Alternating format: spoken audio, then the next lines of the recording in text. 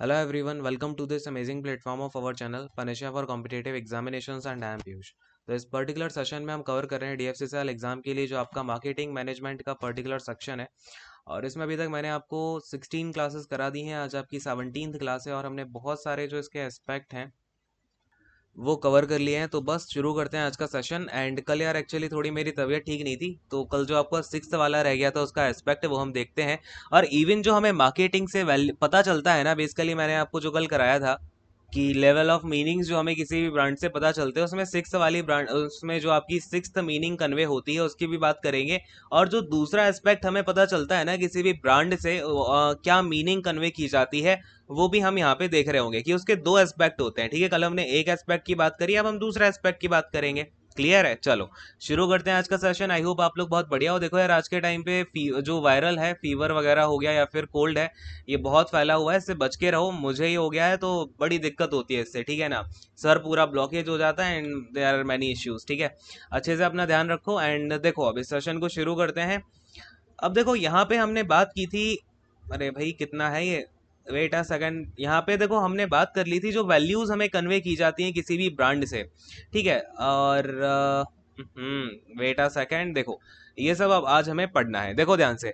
अब हमने यहाँ पे बात की थी जो हमें 6 वैल्यूज कन्वे की जाती हैं, आपने स्टार्टिंग की 5 कर ली। जो 6th वाली वैल्यू कन्वे की जाती है वो होती है कल्चर। ठीक है ना। अब किसी भी ब्रांड से आपने कल एक चीज समझी कि जब भी कोई पर्सन किसी ब्रांड को यूज करता है तो उसके बारे में तो हमें इंफॉर्मेशन मिलती ही मिलती है, यानी कि उसकी बारे में जो वैल्यूज हैं वो तो कन्वे होती है। बट स्टिल यहाँ पे एक ब्रांड किसी कंपनी के बारे में भी कुछ वैल्यूज को कन्वे कर रही होती है। यानी कि अगर मैंने कहा कि यहाँ पे सपोज करो कल्चर के लिए मैं आपको एग्जांपल देता हूँ, आपने नाइकी के शूज, नाइकी कंपनी के बारे में सबने सुना होगा, नाइकी के शूज आते हैं, फिर स्पोर्ट्स जो है कई सारे स्पोर्ट्स एक्सेसरीज इसकी आ रही होती हैं ना। नाइकी जो वर्ड है ना, ये आपका ग्रीक वर्ड है। और ये जो वर्ड है नाइकी का, ये एसोसिएटेड पता किससे है? ये है आपका ओलंपिक्स से। अभी आपके ओलंपिक्स हुए हैं कंप्लीट, बताओ भाई इंडिया की कौन सी रैंक थी ओलंपिक्स में? ये बताओ इंडिया ने कितने मेडल जीते ओलंपिक में और पैरालंपिक में? और सबसे ज्यादा गोल्ड मेडल आज तक इंडिया में सिंगल पर्सन ने, ऐसा कौन सा जिसने सबसे ज्यादा गोल्ड मेडल जीते हैं, और एज अ सिंगल पर्सन जिसने सबसे ज्यादा मेडल जीते हैं, B it gold medal, silver medal और ब्रॉन्ज मेडल? ठीक है, चलो लगातार 3 सवाल मैंने आपको दाग दिए हैं, आंसर बताना। तो नाइकी जो है वो ओलंपिक्स में, यहाँ पे ओलंपिक से रिलेटेड एक वर्ड है इसका, ग्रीक वर्ड, उसको यहाँ पे जो नाइकी ने अपना एक वर्डिंग उठाई हुई है वहां से इस ब्रांड के लिए। और ये क्या सजेस्ट करता है? तो ये बेसिकली सजेस्ट करना चाहता है जो ह्यूमन बॉडी है उसके ग्लोरिफिकेशन को। इस वर्ड का जो ग्रीक में मीनिंग होता है ना, वो होता है glorification, glorification of human body. और आपको पता होगा बेसिकली जो ओलंपिक्स है, ओलंपिक्स क्यों कराए जाते हैं? जैसे कि जो हमारी ह्यूमन बॉडी की सबसे ज्यादा स्ट्रेंथ है गेम्स में निकल के आती है, तो वो उनका प्रदर्शन किया जा सके। ठीक है, ये एक बेसिक कॉन्सेप्ट में से एक था ओलंपिक्स के, तो उसको ही दर्शाता है नाइकी वर्ड। ठीक है, तो बेसिकली इन्होंने अपना फिर बाद में जो एक अपनी एक जो टैगलाइन निकाली है वो क्या है? Just do it. ठीक है, इसी को, इसी से रिलेटेड है आपका जस्ट डू इट भी। तो बेसिकली ये जो नाइकी है ये एक ब्रांड का नाम है, और ये क्या दर्शा रहा है? इसके कल्चर के बारे में दर्शा रहा है। यानी कि जो नाइकी का कल्चर है वो कहाँ? ओलंपिक्स से रिलेटेड है। ये ग्लोरिफिकेशन ऑफ ह्यूमन बॉडी के बारे में बात करता है। फिर अगर आप दूसरी ब्रांड को देखना चाहो तो आप मर्सिडीज को उठा लो। मर्सिडीज बात करता है, अगर आप मर्सिडीज को देखोगे तो मर्सिडीज ओरिजिनेट हुआ है जर्मनी से। ठीक है, जर्मनी की जब भी आपके माइंड में बात आती है तो एक काइंड ऑफ जो इंजीनियरिंग टेक्नोलॉजी होती है ना जर्मनी की, वो बहुत ही शानदार होती है। बीट आपके जो वेपन्स हो गए उनमें जो इंजीनियरिंग यूज की जाती है, जर्मन वेपन्स, वो काफी अच्छे होते हैं। मर्सिडीज कार्स वगैरह जर्मनी की काफी अच्छी होती है, यानी कि हाई एंड यहाँ पे जो लग्जरियस चीजें हैं जर्मनी में वो प्रोवाइड की जाती हैं। तो कहीं ना कहीं हमें मर्सिडीज के कल्चर के बारे में पता चल रहा है कि जर्मनी से है, बहुत ही ज्यादा एफिशिएंट जो है इसकी इंजीनियरिंग होती है, और इसका कल्चर कैसा है? एक हाई क्लास कल्चर है। ठीक है, ये पता चलता है। अब से मैं एप्पल की बात करता हूँ, एप्पल की बात आते ही आपके माइंड में कहीं ना कहीं एक वाइट कलर आता होगा, सिंप्लिसिटी आपको एप्पल के नाम के साथ दिखती है। तो जो एप्पल का कल्चर है वो क्या बताना चाह रहा है कि जो एप्पल की ब्रांड है उसके पीछे का जो कल्चर है वो बहुत ही सिंप्लीफाइड है, यानी कि काइंड ऑफ आपका फ्रेंडलीनेस है। ठीक है ना। यहाँ पे क्या है, आपका एप्पल के जो वर्क कल्चर है वो उसके बारे में बताता है। एप्पल का जो कल्चर है कैसा है भाई? फ्रेंडलीनेस है उसके कल्चर में।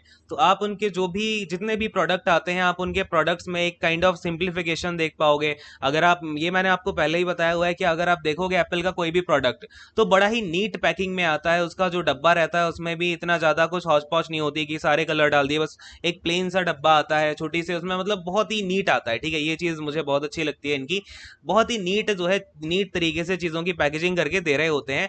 तो एक इनका क्या, ये कहीं ना कहीं अपना कल्चर दिखाने की कोशिश करते हैं। और आपको पता है ये सारी की सारी चीज़ें किसमें इंक्लूडेड होती हैं, एक ब्रांड में इंक्लूडेड होती हैं। बताओ भाई फटाफट से क्या क्या चीज़ें होती हैं किसी ब्रांड की, अगर मैं बात करता हूँ तो उसमें name, term, sign, symbol, design. बताया था ना कल, क्या बताया था कि वो कोई भी नेम हो सकता है, साइन हो सकता है, सिंबल हो सकता है, ठीक है, या फिर आपका क्या हो सकता है, डिजाइन। तो यहाँ पर जो डिजाइनिंग है एप्पल की वो बहुत ही सिंप्लीफाइड है। इससे कहीं ना कहीं ये बताना चाहते हैं हमारा कल्चर कैसा है, बहुत ही फ्रेंडलीनेस वाला कल्चर है, सिंप्लीफाइड है।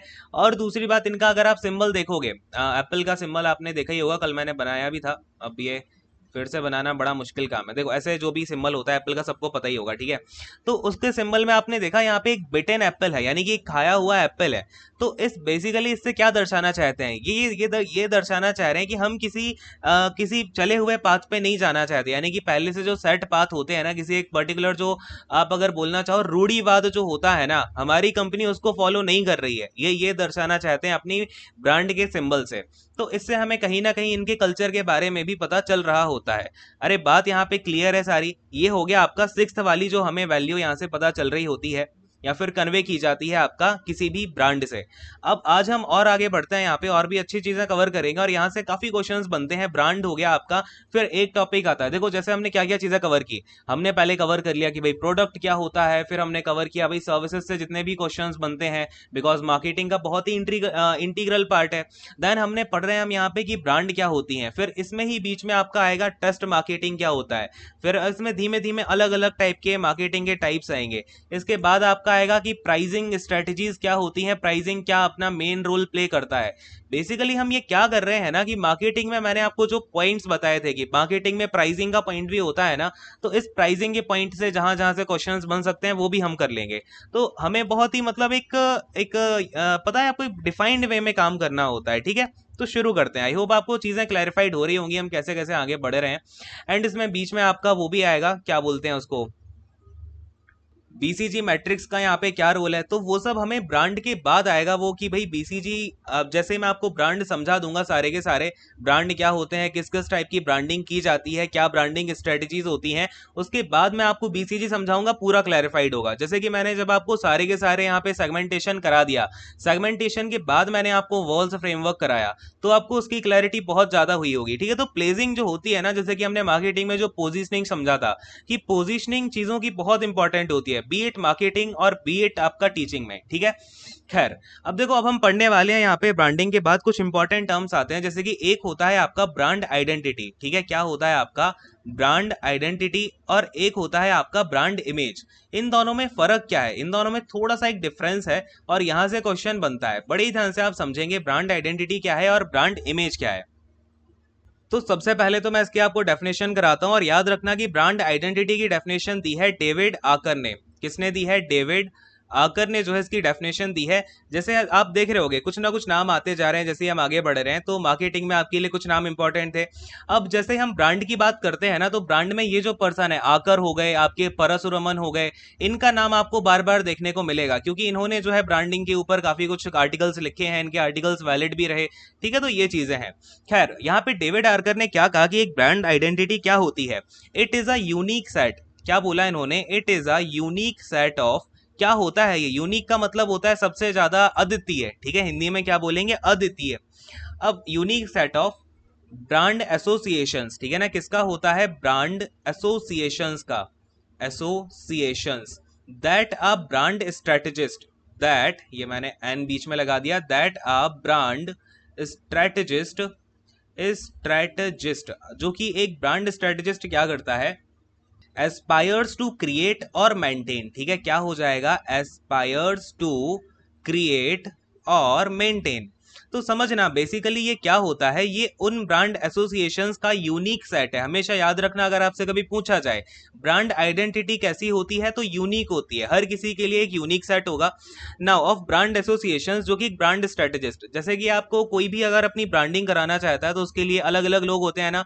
आपने देखा होगा ब्रांडिंग के लिए ब्रांड एम्बेसडर क्यों अलग बनाया जाता है, ऐसा क्यों नहीं है कि किसी को भी उठा के ब्रांड एम्बेसडर बना दो, क्योंकि उसमें कहीं ना कहीं जो आपकी ब्रांड की इमेज है, आप उसको एक अलग पोजीशन पोजीशन पे पहुंचाना चाहते हो, ठीक है, तो वो आपका जाएगा ब्रांड पोजीशनिंग में, ठीक है। पोजीशनिंग का जो आपको मीनिंग मैंने समझाया था वही आप ब्रांड के टर्म्स में लगा दोगे तो वो हो जाएगा ब्रांड पोजीशनिंग, ठीक है। तो इसमें बार बार बताने की जरूरत नहीं है। नाउ इन सब चीजों पे काम कौन करता है? जो भी इसकी स्ट्रेटेजी बनाता है ब्रांड को लेकर के कि ब्रांड में हमें किस तरीके का सेट का यूज करना है, हमारी ब्रांड की आइडेंटिटी क्या रहने वाली है, उसको यहाँ पे उसके ऊपर जो भी काम करता है उसको बोला जाता है ब्रांड स्ट्रेटेजिस्ट, ठीक है। तो जो भी ब्रांड स्ट्रेटेजिस्ट अपनी इमेज, जो भी ब्रांड एसोसिएशन का सेट बनाना चाहता है या फिर बना के रखता है, ठीक है ना। एस्पायर्स टू क्रिएट का मतलब होता है बनाना चाहता है, या मेंटेन का मतलब बना के रखता है, ठीक है। अब आगे लिखो यहाँ पे बेसिकली ये जो एसोसिएशन है इनका मतलब क्या है, तो लिखो दीज एसोसिएशंस, ये जो एसोसिएशंस होते हैं रिप्रेजेंट व्हाट द रिप्रेजेंट, क्या रिप्रेजेंट करते हैं, what the brand stands for, what the brand stands for, यानी कि ब्रांड जो है आपकी किस चीज के लिए खड़ी हुई है, यानी कि किस चीज के लिए वो फेमस है, क्या उसका बेसिकली एक मोटो है या उस ब्रांड का क्या एम है। And implies a promise, and implies a promise to customers. अब जरा ध्यान से सुनना, पूरी बात अभी आपको ध्यान से सुननी है जब तक मैं आपको ब्रांड इमेज ना बता दूं, फिर वो पूरा का पूरा सीन रिलेट होगा, ठीक है। Implies a promise to customer from the organisation members, ठीक है ना, कहा किसकी तरफ से, from the organisation members, organisation members. तो ये होता है आपका ब्रांड आइडेंटिटी। बेसिकली आपको क्या समझ में आया, ये एक यूनिक सेट होता है उन ब्रांड एसोसिएशंस का जो कि एक ब्रांड स्ट्रेटेजिस्ट हमेशा करना चाहता है, बनाना चाहता है, मेंटेन रखना चाहता है या फिर मेंटेन रखता भी है। ये वो एसोसिएशंस होते हैं। ब्रांड एसोसिएशन का मतलब क्या है, देखो ब्रांड एसोसिएशन का मतलब होता है कि ये उसको रिप्रेजेंट करते हैं बेसिकली कि आपकी कंपनी किन वैल्यूज पे खड़ी हुई है, उसके क्या गोल्स हैं और वो क्या प्रॉमिस कर रही है कस्टमर से। जैसे कि मैं आपसे कोई भी ब्रांड उठा लो, आप जिस ब्रांड का नाम लेना चाहो ले लो, ठीक है। मैं आपसे रेमंड की बात करता हूं, आपके माइंड में क्या आता है, मैंने आपसे बोला रेमंड, तो रेमंड ने जो अपनी एक आइडेंटिटी बनाना चाहिए है, उसने किस पे काम किया कि वो अपना बहुत ही हाई क्वालिटी का फैब्रिक देंगे, बिल्कुल जेंटलमैन टाइप। आप जहाँ यहाँ पे जो आपको क्लॉथिंग मिलेगी बिल्कुल जेंटलमैन जो होंगे उनके लिए मिलेगी, एंड बहुत ही अच्छे क्वालिटी के फैब्रिक रहेंगे, एंड एक अलग जो एक फर्स्ट क्लास लुक आता है ना वो आपको रेमंड से मिलेगा, रेमंड का ये प्रॉमिस होता है। तो बेसिकली यहाँ पे जब भी आप ब्रांड आइडेंटिटी की बात करोगे, यहाँ पे बात होती है कि एक कंपनी अपने आप को कैसा दिखाना चाहती है। जो आपको कोक दिख रही है, कोक है जो कोक बेसिकली, या फिर आप पेप्सी देख लो या फिर आप माउंटेन ड्यू देख लो, इनके ऐड कैसे आते हैं, इनके ऐड आते हैं या फिर ये जिस तरीके का अपने को दिखाना चाहते हैं वो ऐसा दिखाना चाहते हैं जो हमारे प्रोडक्ट को यूज करेगा वो बहुत ही केयर फ्री है, डेयरिंग है, इस टाइप का अपने आप को दिखाना चाहते हैं। तो जो एक मार्केट स्ट्रेटेजिस्ट दिखाना चाहता है, यानी कि एक बेसिकली एक कंपनी अपने आप को कैसा दिखाना चाहती है, उसको तो बोलेंगे ब्रांड आइडेंटिटी। लेकिन एक जो कस्टमर है वो फिर उस कंपनी को किस तरीके से देखेगा उसको बोलते हैं ब्रांड इमेज। अंतर आप समझ पा रहे हो, बहुत ही माइन्यूट अंतर है यहाँ पे। दोनों ही जो चीजें हैं वो एक कंपनी की इमेज को लेकर के हैं, ब्रांड आइडेंटिटी भी किसी कंपनी की इमेज को लेके है, ब्रांड इमेज भी ये इमेज के ऊपर ही है। लेकिन अंतर क्या है, ब्रांड आइडेंटिटी होता है कि कोई कंपनी अपने आप को कैसा दिखाना चाह रही है, इंस्टीड ऑफ दैट जबकि जो ब्रांड इमेज है उसका मतलब होता है कि एक कस्टमर यहाँ पे उस कंपनी को कैसे देख रहा है। सपोज करो मेरी कंपनी ए है और मैं यहाँ पे बनाता हूँ बाइसिकल, ठीक है ना, क्या बनाता हूँ मैं, बाइसिकल्स नहीं, मैं यहाँ पे बनाता हूँ बाइक की कंपनी है मेरी, ठीक है, मोटर बाइक जो होती है। तो बेसिकली मैं उस मोटर बाइक की, मैं अपने आप को ऐसा दिखाना चाहता हूँ कि जो मेरी बाइक को यूज करेगा वो कैसा होगा, एक अपने आप में बहुत ही डैशिंग होगा, यंग होगा, मेल होगा। एंड उसके मैंने एड्स वगैरह ऐसे डाल दिए हैं, उसकी एडवर्टीजमेंट मैंने ऐसी कराई है, सारी की सारी जो ब्रांड एसोसिएशन है ना वो मैंने ऐसी कराई कि जैसे जो बुलेट बाइक है ना, जब भी बुलेट आपके माइंड में आता है तो क्या आता है कि भाई इसे जो भी चला रहा होगा एक काइंड ऑफ काफी हंग टाइप का बंदा होगा, आता है कि नहीं आता है, हमेशा आता है ना। तो ये इन्होंने अपनी ब्रांड आइडेंटिटी ऐसी बनाने की कोशिश करी। आप जो तब देख रहे हो, आपका जो भी यहाँ पे एटीट्यूड बन रहा है उस कंपनी के लिए, उस ब्रांड के लिए, वो क्या होगी, उस कंपनी की या ब्रांड की ब्रांड इमेज होगी। बात की गहराई तक आप पहुंच पाए कि नहीं पहुंच पाए। मैंने क्या कहा, मेरी बाइक जो है वो बहुत मेल लोगों के लिए है, जो 30 से जो कि 40 से नीचे के हैं, 20 से ऊपर के हैं, उन लोगों के लिए बेस्ट सूट करती है। जैसे अगर आपको याद हो तो एक ब्रांड थी बाइक की, क्या नाम था, पल्सर। पल्सर का एक ऐड आया करता था, क्या बोल के, डेफिनेटली मेल, ठीक है ना। क्या बोलते थे वहां पे कि भाई डेफिनेटली मेल, डेफिनेटली मेल करके इनका एक स्लोगन टाइप निकला था। तो बजाज पल्सर के लिए इन्होंने क्या किया, जब डेफिनेटली मेल बोला तो इन्होंने अपने आप को ऐसा दिखाना चाहा कि हमारी जो बाइक है बहुत ही टफ है, डायनामिक है, यंग लोगों के लिए है। ये इन्होंने अपनी ब्रांड आइडेंटिटी बनाने की कोशिश की, लेकिन जब लोगों ने उसको यूज किया पल्सर को, तो उनको वहां पे कुछ ऐसा दिखा नहीं, तो उनके अंदर इमेज कैसी बन गई कि ये तो भाई बस नॉर्मल जो देखो बजाज पल्सर की जो एक्चुअली में ब्रांड इमेज है ना, उसके बारे में बताता हूँ। अच्छा, माइंड मत करना, बेसिकली इसका यूज किया जाता है, इसका माइलेज एक्चुअली में बहुत अच्छा आता है पल्सर का।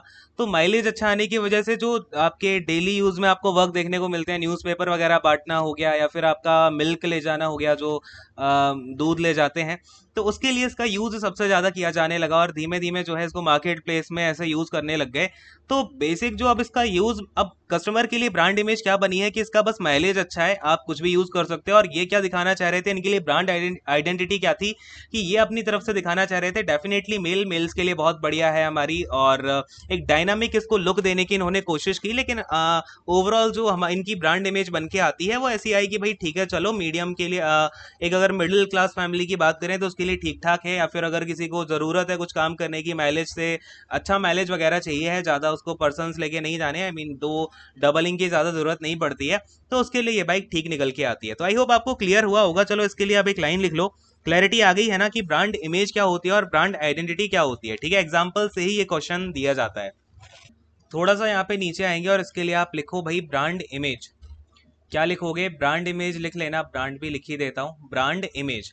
तो बेसिकली ब्रांड इमेज का क्या मतलब होता है कि it reflects the it reflects the perception of outsiders.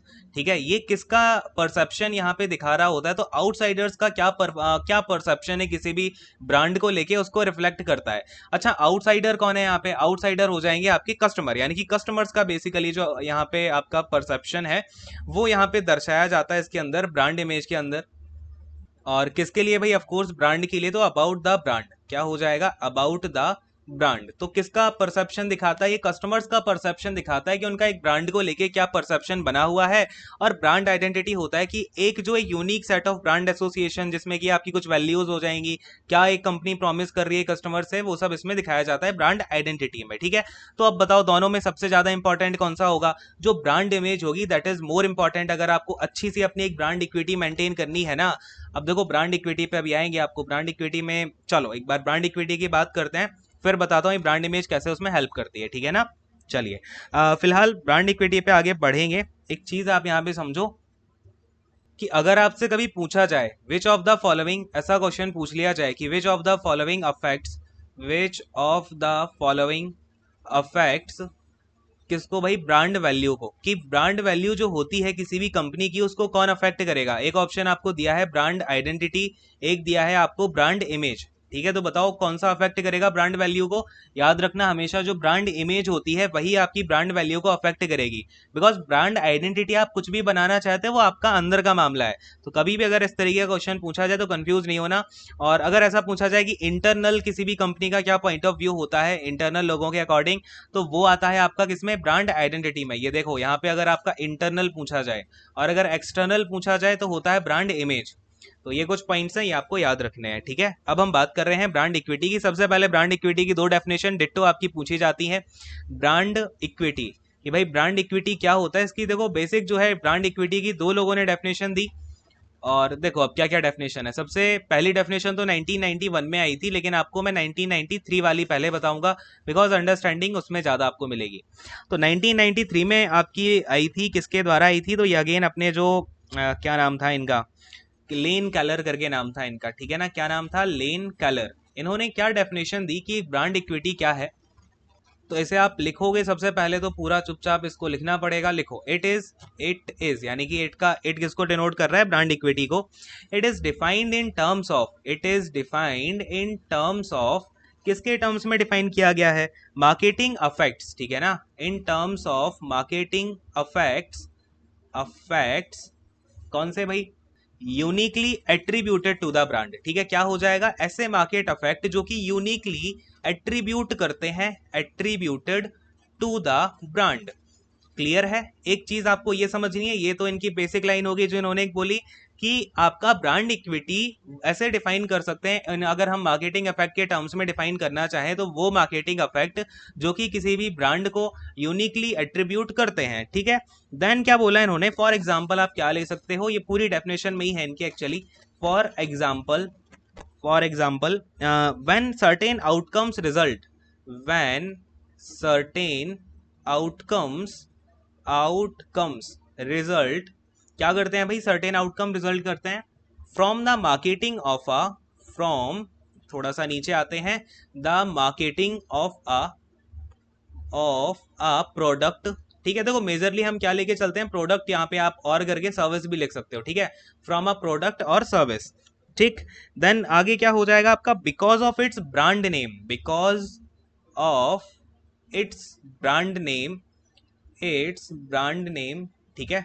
Brand name के आगे क्या हो जाएगा, दैट वुड नॉट अकर, ठीक है ना, दैट वुड नॉट अकर, जो कि नहीं होता, not occur if the same product और सर्विस, सेम, ये दा लिखा हुआ है, ठीक है ना, राइटिंग समझ में आ रही है ना सबको, हाँ चलो, अकर इफ द सेम प्रोडक्ट या फिर आप इसमें सर्विस लगा दो, सेम प्रोडक्ट या service did not have the name, ठीक है ना, did not have the name. अब इसको बड़े ही ध्यान से समझना, इन्होंने तो पूरी ही सारी चीजें लिखवाई दी हैं इनकी डेफिनेशन में ही, पूरा अगर आप वर्ड्स को ध्यान से देखोगे, इन्होंने क्या बोला कि ये आप जो ब्रांड इक्विटी होती है ना, आप इसको उन मार्केटिंग इफेक्ट्स के टर्म में डिफाइन कर सकते हो जो कि यूनिकली यानी कि अद्वितीय रूप से अट्रीब्यूट करते हैं किसी भी ब्रांड को। एग्जाम्पल इन्होंने क्या बोला, सपोज करो आपने किसी भी प्रोडक्ट की मार्केटिंग की, किसकी वजह से मार्केटिंग हुई, because of its brand name, आपका थोड़ा सा इसको समझना यार ध्यान से। सपोज करो मैं क्या बोल रहा हूं आपसे, कोई एक प्रोडक्ट ए है, ठीक है, ये प्रोडक्ट ए जो है आपका सेम प्रोडक्ट है, सेम क्वालिटी है, सारी की सारी चीजें हैं। ये प्रोडक्ट एक है बहुत ही ब्रांडेड कंपनी, ठीक है, एक बहुत बड़ी ब्रांड है, उसके नाम के अंदर से बेचा जाता है। और सेम प्रोडक्ट को सपोज करो कोई एक बड़ी ब्रांड नहीं है, ऐसी छोटी मोटी कोई कंपनी है, उसके अंदर से बेचा जाता है। तो अब इसकी मार्केटिंग करने से, यानी कि ये जो प्रोडक्ट ए है इसकी मार्केटिंग करने से मुझे जो रिजल्ट मिलेगा, वो रिजल्ट क्या होगा, वो इस ब्रांड नेम का आउटकम होगा। यानी कि ये जो ब्रांड नेम चल रहा है ना इस प्रोडक्ट के साथ में, वो उसका जो बिकने का रिजल्ट आएगा वो इस ब्रांड नेम की वजह से आएगा। सपोज करो मैंने अगर किसी बहुत अच्छी ब्रांड के अंडर जो है अच्छा प्रोडक्ट बेचा, तो उसकी जो सेल आएगी वो यहाँ पे 80% आ गई, ठीक है, 80% सेल आ गई। और वही प्रोडक्ट मैं बिना किसी ब्रांड नेम के बेचता हूं तो उसकी 20% सेल भी नहीं आ पा रही है। तो यहाँ पे मेजर अफेक्ट क्या कर रहा है, उसका ब्रांड नेम अफेक्ट कर रहा है, ठीक है।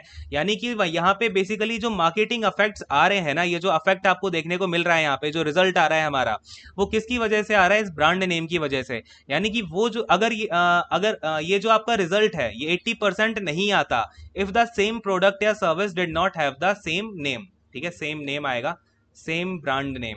यदि उस प्रोडक्ट के पास में सेम ब्रांड नेम ना होता तो शायद इतने ना बिक पाते। ये सब किस वजह से बिका है, because of a brand name. इसी को बोला जाता है ब्रांड इक्विटी। अभी थोड़ी थोड़ी बातें क्लियर होंगी, अभी आगे चल के आपको धीमे धीमे सारा क्लियर हो जाएगा ब्रांड इक्विटी क्या है। फिर यहाँ पे बात आई 1991 में, इसके बाद क्या, पहले खैर 1991 में जो डेफिनेशन थी वो दी यहाँ पे डेविड एकर ने, ठीक है ना, डेविड आकर ये इनका नाम था।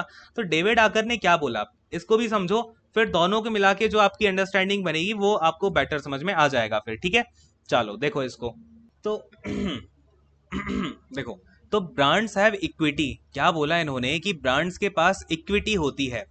Brands have equity due to, किस वजह से होती है, ड्यू टू, एक तो इनके पास क्या होगा, high awareness, due to high awareness, यानी कि जो आपका प्रोडक्ट है उसके बारे में अवेयरनेस कस्टमर्स को बहुत ज़्यादा है। इसके अलावा आपका एक पॉइंट आता है high awareness, many loyal consumers, बहुत सारे लॉयल कंज्यूमर्स आपके प्रेजेंट हैं मार्केट में। जैसे कि मैं बात करता हूँ आपका पैराशूट को देख लो आप, जो आपका कोकोनट ऑयल आता है पैराशूट का, तो पैराशूट के बारे में आई थिंक सबको पता होगा। अगर आप हेयर ऑयल आपको कोकोनट ऑयल यूज करना है तो सबसे बड़ी ब्रांड जो निकल के आती है वो कौन सी है, पैराशूट। उसके बहुत सारे लॉयल कस्टमर है, उसका लेवल ऑफ अवेयरनेस बहुत ज्यादा है। अ हाई रेपुटेशन यानी कि बहुत ज्यादा रेपुटेशन है, किस लिए, for perceived quality, for perceived quality. अब ये परसीव्ड क्वालिटी क्या होता है ये आपको नहीं पता होगा तो कोई बात नहीं, इसको मैं समझाता हूँ क्या होता है। चलो इसको लिख ही लो, ये आपका पूछा भी जा सकता है, काफी बढ़िया टर्म है। डेफिनेशन पूरी कर लूँ उसके बाद समझाता हूँ, ठीक है।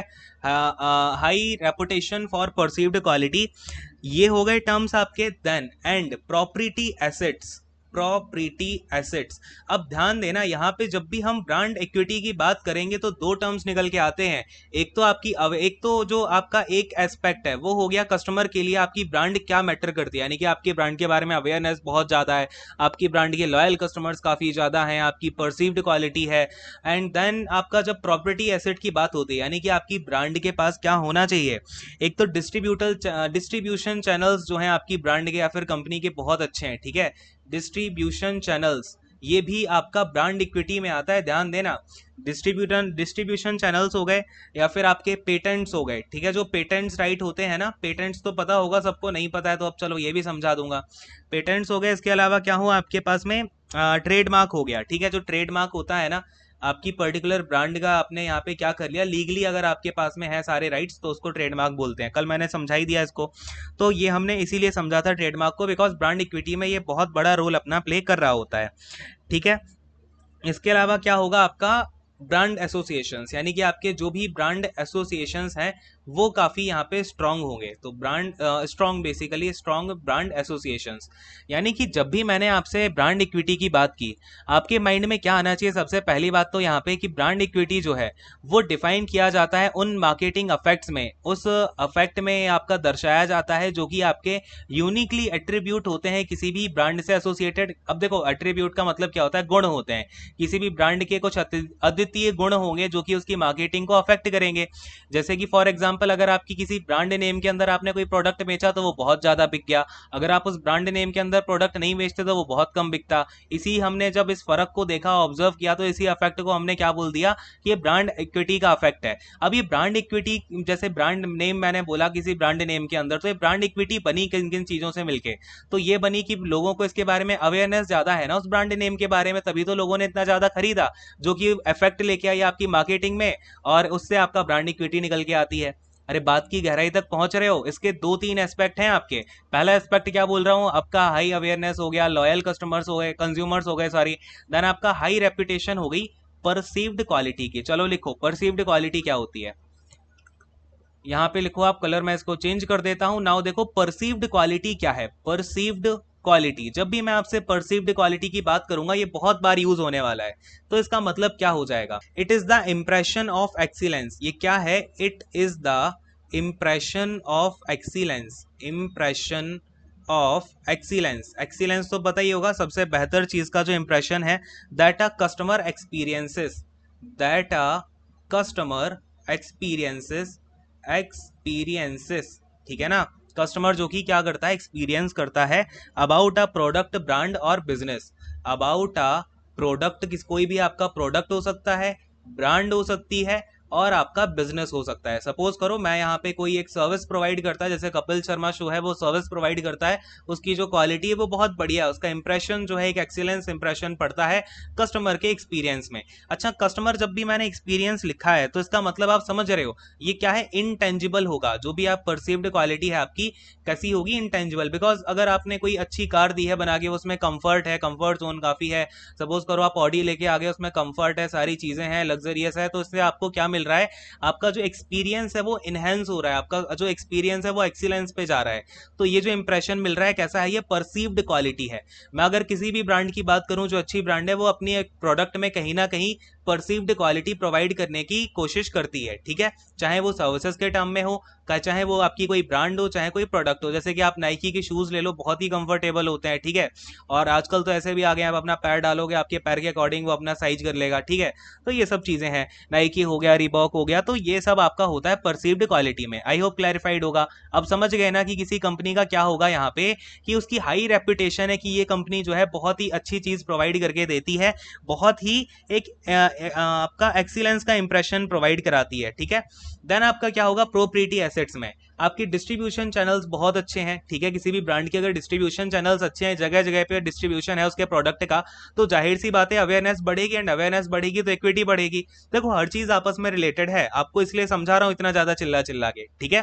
देन पेटेंट्स, तो पेटेंट की भी डेफिनेशन लिखोगे क्या? चलो इसकी डेफिनेशन आपको लिखवा देता हूं मैं। पेटेंट्स, पेटेंट्स क्या होते हैं, लिखो। पेटेंट्स का मतलब होता है a type of intellectual property, a type of intellectual intellectual property, एक इंटेलेक्चुअल प्रॉपर्टी का टाइप होता है जिसमें क्या होता है कि दैट गिव्स इट्स ओनर, यानी कि ये इंटेलेक्चुअल प्रॉपर्टी किसी भी ओनर को राइट देती है to gives owner the legal right, है ना, the legal right to exclude others from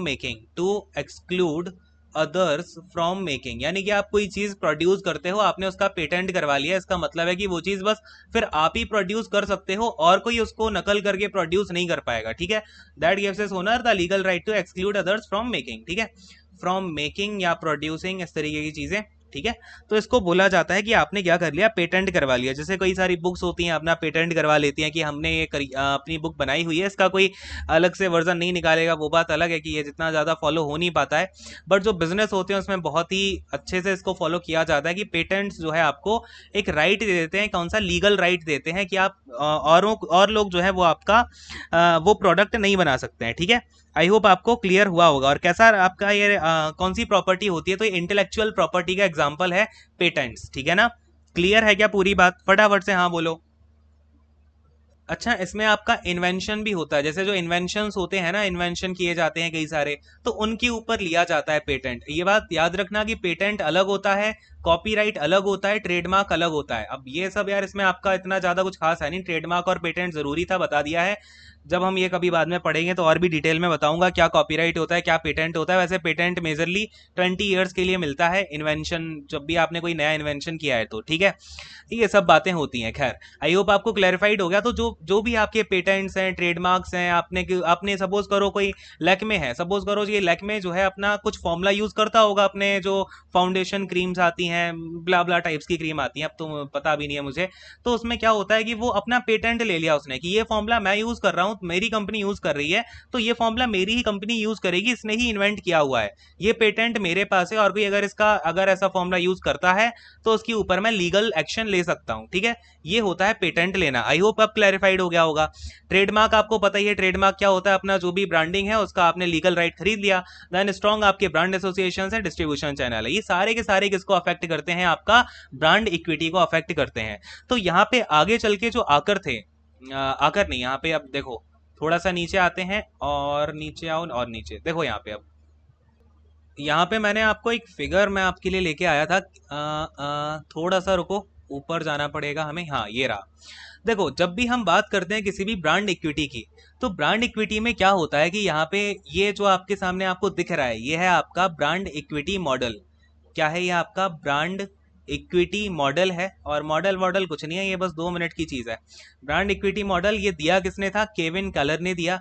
Kevin Keller ने क्या कहा, अब बेसिकली देखो यार, इससे पहले जो आपके ये थे आकर, ठीक है ना, आकर ने ये सब बता ही दिया था। तो अब इन्होंने क्या किया, उसको एक मॉडल में डाल दिया सारी चीजों को। इन्होंने ये कहा, ये जो केविन केलर थे, इन्होंने ऑब्जर्व ये किया कि जो कंपनीज होती हैं या जो ब्रांड्स होती हैं, वो जो मैंने आपको सेकंड एस्पेक्ट बताया, ये तो बहुत जल्दी पूरा कर लेती हैं कि भाई आपको पेटेंट बनाना है, पेटेंट बन जाएगा, आपका कोई दिक्कत नहीं आएगी, ठीक है। कहाँ चला गया? देखो जैसे कि आपका पेटेंट बनवाना है, पेटेंट हो जाएगा आपका।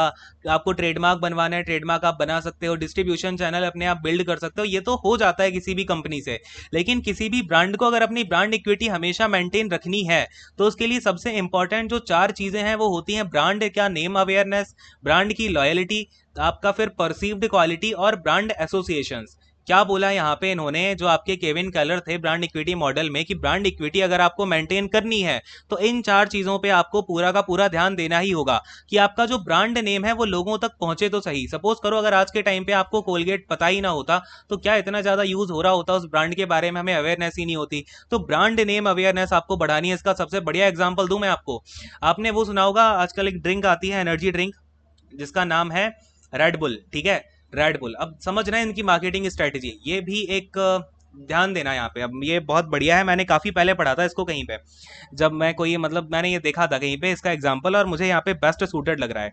रेड बुल जो है, रेड बुल ने क्या किया था, रेड कलर लेता हूँ रेड बुल के लिए, ठीक है। रेड बुल ने क्या किया, स्टार्टिंग में जब ये प्रोडक्ट इन्होंने लॉन्च किया तो इनका बहुत पूरी तरीके से फ्लॉप हो गया, कहीं बिक ही नहीं रहा था। फिर इन्होंने क्या किया नेक्स्ट डे कि अपनी रेड बुल की जैसे रात हो गई, ठीक है, बढ़िया, और जैसे एक इन्होंने देखा, जैसे आप जोग्राफिकल सेगमेंटेशन करते हो ना, जहाँ के लोग ये यूएसए में इन्होंने क्या किया, यूएसए की शायद ये घटना थी, यूएसए में जिस जगह जोग्राफिकल सेगमेंटेशन करके देखा जहाँ पे एनर्जी ड्रिंक, कोल्ड ड्रिंक वगैरह लोग ज़्यादा पीते थे, वहाँ पे इन्होंने क्या किया कि जो गार्बेजेस थे, यानी कि जो आपके वो रिसाइकल बिन वगैरह रखे रहते हैं ना, तो उन बिन्स में क्या करवा दिया इन्होंने, इसके जो रेड बुल का कैन हुआ करती है ना, कैन कैन में आता है ये, तो उसकी कैन इन्होंने गिरवा दी। मतलब खाली कैन जो है वो इन्होंने हर जगह फैला दी, पूरे रोड भर पे इन्होंने फैला दिया, स्टोर्स के बाहर गिरा दी, खाली जो कैन होती है हर जगह गिरा दी। अब अगले दिन जब लोग निकले ना, तो उन्होंने जब इतनी सारी कैंस देखी रास्ते में कि अरे भाई जगह जगह कैन पड़ी हुई है, लोग जा रहे हैं रास्ते से, तो पूरा गिरते हुए आ रही है कैन की, भाई रेड बुल की कैन है।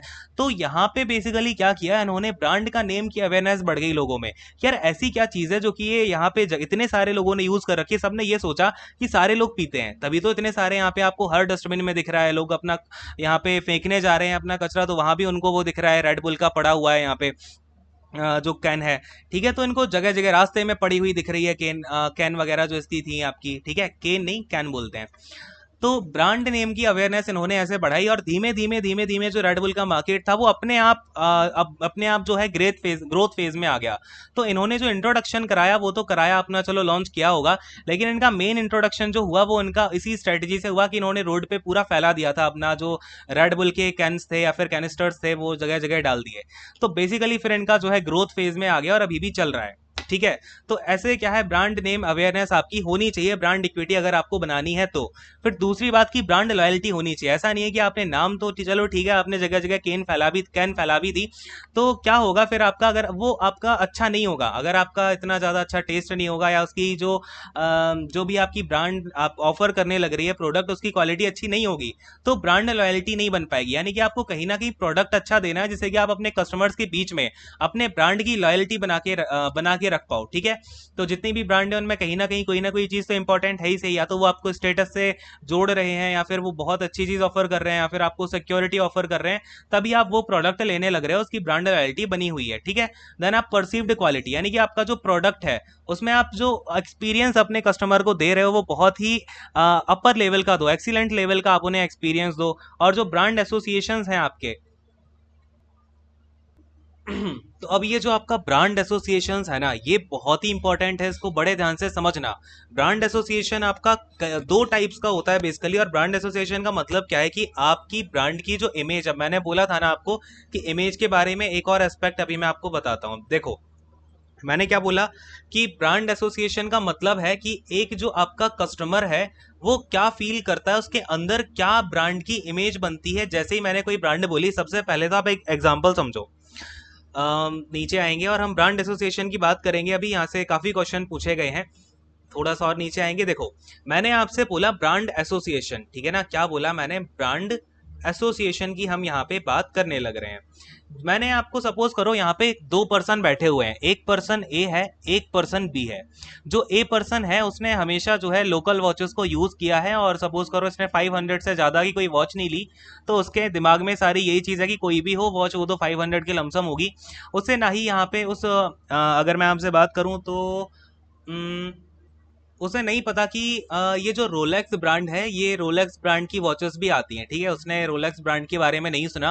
और एक पर्सन बी है, वो रोलेक्स के बारे में जानता है, वो टाइटन के बारे में जानता है, ठीक है, ये कंपनीज के बारे में जानता है, फास्ट ट्रैक हो गया, इन सभी कंपनीज के बारे में वो जानता है। अब मैं वॉच लेके आया रोलेक्स की और मैंने ए पर्सन को दिखाई, तो उसको कोई फर्क पड़ेगा क्या? वो तो यही बोलेगा कि इस वॉच की प्राइसिंग मुश्किल से मुश्किल आपका, अब उसकी क्योंकि वो थोड़ा सा जो आपका जो घड़ी होती है रोलेक्स की, वो देखने में थोड़ी अच्छी लगती है, उसकी क्वालिटी अच्छी फील होती है, तो वो ये बोलेगा कि अराउंड हो सकता है कि 1000 रुपीज़ की वो वॉच, ठीक है, क्योंकि उसने देखा भाई लुक उसका अच्छा है, बढ़िया लुक आ रहा है, और जो इसको टच करने पे फील हो रहा है, एक अच्छा फीलिंग आ रही है, एक स्ट्रॉन्ग फीलिंग आ रही है, ठीक है, ऐसा हुआ। देन बी वाले पर्सन को मैंने जाके दिखाई वॉच, मैंने कहा ये रोलेक्स की वॉच है, लोगे क्या? बोला अरे भाई रोलेक्स की वॉच है, ये अराउंड 10 के ऊपर की तो होगी आराम से, उसके अंदर ये ब्रांड इमेज बन जाएगी कि भाई रोलेक्स की वॉच है, बहुत ही अच्छी होगी, स्टर्डी होगी, बहुत ज़्यादा दिन चलेगी, है ना, स्टेटस से एसोसिएटेड हो गई, ये सब चीज़ें उसके दिमाग में आ जाएंगी। तो जब ये एसोसिएशन बना, ब्रांड एसोसिएशन इसी को बोला जाता है कि जब भी आपका ब्रांड का नाम लिया जाए तो दो टाइप के एसोसिएशन बनते हैं। एक बनता है हार्ड, ठीक है ना, इसको बोला जाता है हार्ड एसोसिएशन। एक बनता है आपका सॉफ्ट एसोसिएशन। सॉफ्ट एसोसिएशन होता है आपका इमोशनल लेवल पे, ठीक है ना, ये होता है इमोशनल लेवल पे। आगे लिख लेना, दो टाइप के एसोसिएशन होते हैं ब्रांड एसोसिएशन। एक होता है हार्ड ब्रांड एसोसिएशन, या इसको हार्ड एसोसिएशन भी बोलते हैं, या फिर आपका सॉफ्ट ब्रांड एसोसिएशन और सॉफ्ट एसोसिएशन भी इसको बोला जाता है। नाउ समझना, अब पहले वाले पर्सन को ब्रांड के बारे में पता ही नहीं है, तो इसके अंदर ब्रांड इमेज कुछ नहीं बन पाएगी, ये ब्रांड से एसोसिएट ही नहीं कर पा रहा है, तो ना तो ये फिर आपका, अगर पता ही नहीं होगा उसे ब्रांड के बारे में क्या ब्रांड है, और उसे वो फील भी नहीं कर पा रहा है जो प्रोडक्ट है, उसने बस थोड़ा बहुत देख के चलो फील से तो ये बता दिया कि आपका 1000 की, लेकिन उसके पास अवेयरनेस है नहीं। अगर अवेयरनेस नहीं है तो वो अल्टीमेटली आपका ब्रांड के साथ एसोसिएट ही नहीं हो पाएगा, ठीक है। तो आपका ब्रांड एसोसिएशन दो टाइप की होती हैं, अगर आप अवेयरनेस अपनी फैलाओगे उतना ज़्यादा आपका ब्रांड का एसोसिएशन बढ़ेगा, और ब्रांड एसोसिएशन बढ़ेगा तो आपका ब्रांड इक्विटी बढ़ेगी। क्लियर है मेरी बात? तो सबसे पहले तो आप यहाँ पे एक डेफिनेशन लिख लो। तो भाई यहाँ पर आपका एक क्वेश्चन पहले लिखोगे क्या? चलो लिखो इसे एक बार। ब्रांड एसोसिएशन क्या होता है? दीज आर द इमेजेस, क्या होती हैं ये? इमेजेस, ठीक है। तो दीज आर द क्या है भाई? ये कुछ इमेजेस होती हैं। इमेजेस मतलब यानी कि आपने कुछ एक ब्रांड बेनिफिट से, याद होगा आपको, जो भी आपका एसोसिएटेड चीज़ है, किसी ब्रांड का मैंने नाम लिया तो आपकी कुछ पिक्चर बन गई, तो these are the images and symbols associated with a brand or a brand benefit, with a brand और a ब्रांड बेनिफिट। अच्छा, ब्रांड बेनिफिट समझते हो क्या आप लोग? आपने सपोज करो किसी ब्रांड से मैंने रोलेक्स की वॉच ले रखी थी, उससे मुझे बहुत फायदा हुआ, वो मेरी अराउंड 10 ईयर्स तक चली और काफ़ी अच्छा उसने, मतलब टाइम वगैरह अच्छा था, लुक अच्छा था, स्टडी थी और मुझे कंफर्टेबल थी पहनने में, तो ये सब जो है वो ब्रांड बेनिफिट है। अब एक चीज़ याद रखना, क्वेश्चन बहुत ही इंपॉर्टेंट है, क्या ब्रांड एसोसिएशन कोई बेनिफिट मिलता है कस्टमर को? नहीं, ये कोई बेनिफिट नहीं है, ये तो आपकी बस कुछ इमेजेस हैं या फिर कुछ सिंबल हैं जो कि आपके एसोसिएटेड हैं ब्रांड बेनिफिट से। यानी कि मुझे एक टाइम पे ब्रांड बेनिफिट मिला था, उससे एसोसिएटेड मेरे जो भी इमेजेस मेरे माइंड में बनी हुई हैं, एक्सपीरियंसेस हैं मेरे, उन्हें कहते हैं ब्रांड एसोसिएशन, ठीक है। ये कोई बेनिफिट नहीं दे रही है ब्रांड से, ये कोई ऐसा नहीं है कि पर्टिकुलर मैंने कोई सामान खरीदा उसके साथ ही मिल जाएगा मुझे। ब्रांड एसोसिएशन तो आपकी कुछ इमेजेस एसोसिएटेड हैं। आप सपोज करो मैंने बोला कि आपका, मैं आपको पोर्शे की कार गिफ्ट करूंगा, तो आपने कभी पोर्शे की कार यूज नहीं की है, आपने उसका बेनिफिट नहीं लिया है, बट उसका क्या है, इमेज आपकी बनी हुई है, अरे पोर्शे की कार है, स्पोर्ट्स कार बहुत ही बढ़िया होगी, कंफर्टेबल होगी, एंड मतलब उसका जो भी इमेजेस एसोसिएटेड है, उसके सिंबल्स आपके माइंड में आने लग जाएंगे, तो इसको बोला जाता है ब्रांड एसोसिएशन। अरे बोलो हाँ, बात क्लियर है? तो देन ये एसोसिएशन कितने टाइप के होते हैं? दो टाइप के, एक होता है हार्ड एसोसिएशन, एक होता है आपका सॉफ्ट एसोसिएशन। अच्छा, ये ब्रांड एसोसिएशन की एक और डेफिनेशन में एक और दो चार लाइन ऐड करोगे तो आपको और क्लैरिटी आ जाएगी, और इससे रिलेटेड खैर क्वेश्चन जो भी आता है वो भी आपसे आराम से बन पाएगा। तो लिखो, these are the set of, these are the set of remembered क्या होता है भाई? सेट ऑफ रिमेंबर्ड क्वालिटीज, यानी कि कुछ याद है जो आप, मतलब कुछ आपकी याददाश्त में होगी, रिमेंबर्ड क्वालिटीज हैं, that help communicate, that help communicate communicate क्या कम्युनिकेट करते हैं?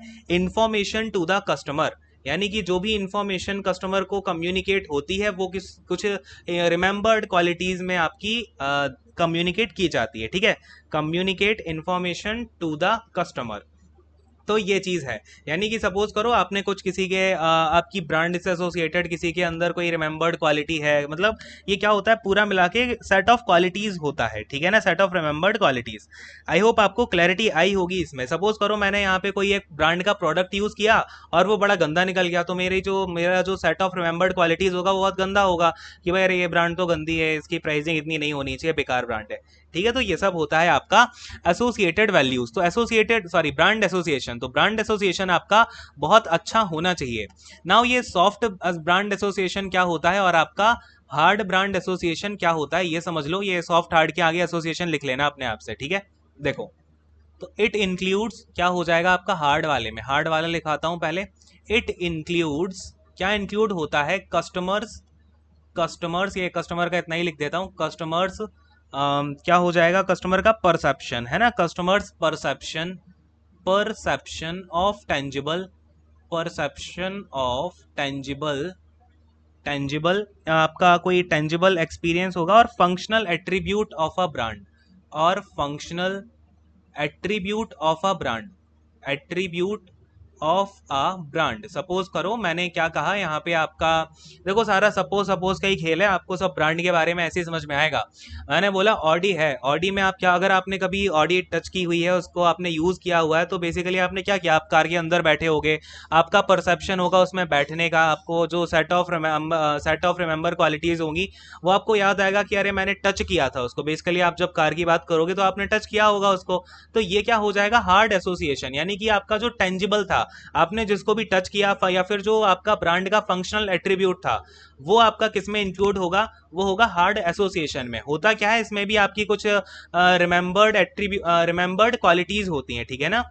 तो बेसिकली जो कस्टमर का परसेप्शन आया है, इसमें क्या क्या इंक्लूड होता है हार्ड एसोसिएशन में, तो लिख लो, it includes brands, brands physical, brand का जो क्या होगा भाई, फिजिकल आपका जो कंस्ट्रक्शन होगा, ठीक है, physical construction, construction and physical construction होगा, एंड परफॉर्मेंस एबिलिटी, जो भी परफॉर्मेंस एबिलिटी होती है वो इसमें आपका ये जो आपका हार्ड एसोसिएशन होता है इसमें ये सब इंक्लूडेड होता है।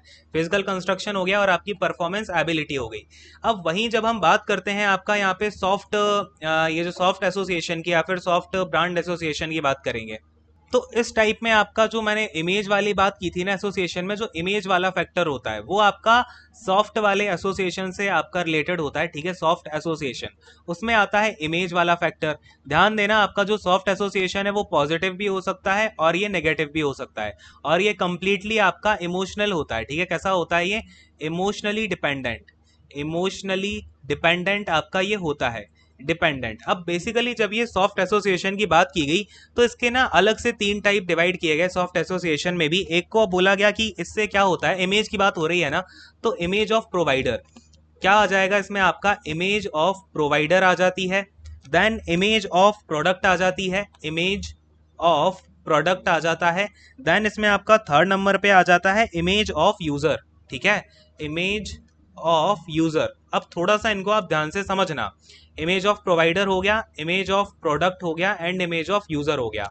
इन तीनों में क्या होता है, आप एसोसिएट कर पा रहे हो ना अच्छे से। ब्रांड एसोसिएशन क्या है, बेसिकली कोई बेनिफिट नहीं मिला हमें, यहाँ पे क्या होती हैं, ये कुछ इमेजेस होती हैं, सिंबल्स होते हैं किसी भी ब्रांड से एसोसिएटेड। देन हमने कहा ठीक है, ये जो भी बेसिकली आपके जो रिमेंबर्ड क्वालिटीज का सेट होता है जिससे कि कस्टमर की इंफॉर्मेशन कम्युनिकेट की जा सके, वो आपका क्या है, ब्रांड एसोसिएशन। इनको 2 पार्ट्स में डिवाइड किया। अब आपका जो एसोसिएशन होगा किसी ब्रांड के साथ, वो आपका या तो हार्ड होगा, यानी कि आपने उसे टच किया होगा, आपका टेंजिबल एक्सपीरियंस रहा होगा, उसके फंक्शनल लेवल का आपका एक्सपीरियंस होगा, फंक्शनल कुछ मेमोरीज होंगी आपकी, तो वो तो आ गया किसमें, आपका हार्ड एसोसिएशन में। देन आपके माइंड में जो इमेज बनी हुई है वो आती है सॉफ्ट एसोसिएशन में। ये पॉजिटिव भी हो सकती है, क्योंकि इमेज तो आपकी पॉजिटिव भी होगी, नेगेटिव भी होगी। अगर अच्छा एक्सपीरियंस आया तो पॉजिटिव, खराब एक्सपीरियंस आया तो नेगेटिव। इसको 3 पार्ट्स में डिवाइड कर दिया। इससे किन किन की इमेज बन के आती है बाहर। अच्छा, अब इमेज का मतलब तो आपको पता ही है। जब भी मैं इमेज वर्ड का यूज करूंगा, इसका मतलब क्या है कि एक कस्टमर आपकी कंपनी के बारे में क्या सोचता है, ठीक है ना, उसका जो परसेप्शन है, वो उसका नजरिया क्या है, ठीक है।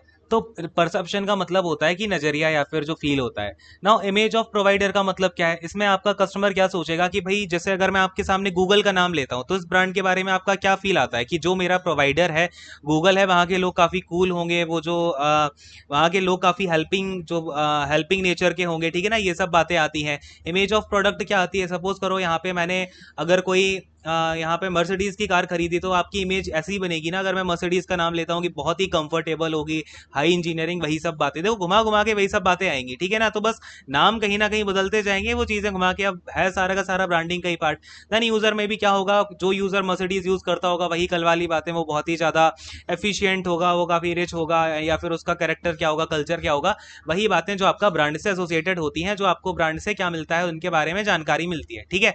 तो वही सब पॉइंट्स आपके हो जाएंगे। जाएंगे। तो आई होप आपको क्लियर हुआ होगा कि ये ब्रांड एसोसिएशन क्या होता है। एंड जब ब्रांड एसोसिएशन काफ़ी अच्छा होता है, पूरा सारी चीज़ें ठीक ठाक रहती हैं, तो इससे आपका क्या होगा, एक ब्रांड इक्विटी मेंटेन होगी। ठीक है, क्या होगा फिर ओवरऑल, इससे ब्रांड इक्विटी आपकी मेंटेन हो रही होगी। तो याद रखना, ब्रांड इक्विटी किन 4 चीज़ों पे डिपेंडेंट होती है, या क्या कौन सी ऐसी 4 चीज़ें हैं जो मिलकर ब्रांड इक्विटी बनाते हैं according to brand equity model: perceived quality, brand association, brand loyalty and brand name awareness. ठीक है। अब देखो, और ये मैंने आपको बता ही दिया, एक तो आपका ये हो गया। बाकी जो दूसरा एस्पेक्ट होता है आपका ब्रांड इक्विटी बनाने का, वो क्या था, कहाँ चला गया भाई, डेफिनेशन कहाँ गई हमारी, जो मैंने आपको डेफिनेशन में बनाया था, पेटेंट वगैरह हो गया। ठीक है, तो ये सब पॉइंट आपके इसमें आ जाएंगे। अगेन ब्रांड इक्विटी को ही मेंटेन करने में पेटेंट हो गए, ट्रेडमार्क हो गए, डिस्ट्रीब्यूशन चैनल हो गए, ब्रांड एसोसिएशन। ठीक है, तो ब्रांड एसोसिएशन तो आपका मैंने उसमें लिखा ही दिया है, क्योंकि इन्होंने जो है बस 4 चीज़ों को इंक्लूड किया है अपने जो इनका मॉडल था, क्या बोलते हैं, ब्रांड इक्विटी मॉडल में। ठीक है, बाकी का याद रखना, ये 3 भी होते हैं, लेकिन according to brand equity model वो 4 हैं। ठीक, चलो ये चीज हो गई। अच्छा, इससे क्वेश्चंस मैं आपको कुछ बना के करवा दूंगा, आज ही एमसीक्यूज देता हूँ, या फिर इनसे कुछ एमसीक्यूज आज करवाऊंगा रात को 9 PM को। ठीक है, आपको आई होप कि ये तब समझ में आ गया होगा, जो भी मैंने आपको थ्योरी बताई है ऊपर की सारी चीजें आपको क्लैरिफाइड होंगी, है ना। अब हम आगे पढ़ेंगे टाइप्स ऑफ ब्रांड क्या होती हैं एंड स्ट्रेटेजी क्या होती है। देन आपका ये जो ब्रांडिंग का सीन है ये पूरा फिनिश हो जाएगा। देन हम बात करेंगे किसकी, आपका यहाँ पे इसके अलावा जो टाइप्स ऑफ मार्केटिंग कुछ अलग अलग बचती हैं। एंड अभी हम यहाँ पे देखेंगे marketing mix and BCG matrix, आपका फिर एनालिसिस, स्वॉट एनालिसिस हो गया, एंड आपका पेस्टल एनालिसिस हो गया। ठीक है, तो ये सब खत्म हो जाएगा, आपका मार्केटिंग कंप्लीट हो गई। ठीक है, तो ऐसे चीज़ों को करना होता है। एंड आई होप आप लोग अच्छे से पढ़ भी रहे होगे। एंड टेंशन मत लो, आपका संडे मंडे तक फिनिश हो जाएगा, बोला है तो हो जाएगा। आपको आज तक जितनी चीज़ें बोली हैं वो हुई है ना। इवन मंडे से एक आध दिन ज़्यादा भी लग जाए तो इतनी टेंशन मत लेना, ऑलमोस्ट सारी चीज़ें अब आपकी कंप्लीट होती जा रही हैं। जब आपका एनालिसिस हो जाएगा, समझ जाना हो गया खत्म मार्केटिंग। ठीक है, खैर अब इस सेशन को यहीं पे एंड करता हूँ। एंड बहुत सारी मेहनत की जा रही है यार आपके लिए, अच्छे से आप पढ़ते रहिए। और एक बात याद रखो, जल्दी से अपनी ये देखो, जॉब लेना कोई आपका पैशन फॉलो करना नहीं है। किसी का पैशन नहीं होता कि आप जाके डीएफसी में आप कंट्रोल करोगे जितनी भी आपकी फ्रेट ट्रेन आ रही हैं। ये है कि आपका सपना मालगाड़ियों को आप देखोगे, ये नहीं होता। आप अपना कुछ भी जॉब करो एंड साइडवाइज अपना जो भी पैशन है उसको फॉलो करते जाओ। मेरा पैशन है टीचिंग, मैं पढ़ा रहा हूँ, देखो एक चेंज लेके आ पा रहा हूँ मैं। चेंज लाओ। और आप एक बात हमेशा याद रखना, आपने सोसाइटी से बहुत कुछ लिया है, तो इतने कैपेबल जल्दी से जल्दी बन जाओ कि आप सोसाइटी को कुछ दे पाओ, पेरेंट्स को कुछ दे पाओ, सबको कुछ ना कुछ दो। ठीक है, तो बस अच्छे से पढ़िए एंड मेहनत करिए। सेशन को यहीं पे एंड करूंगा। Thank you so much, God bless you all, take care and bye bye.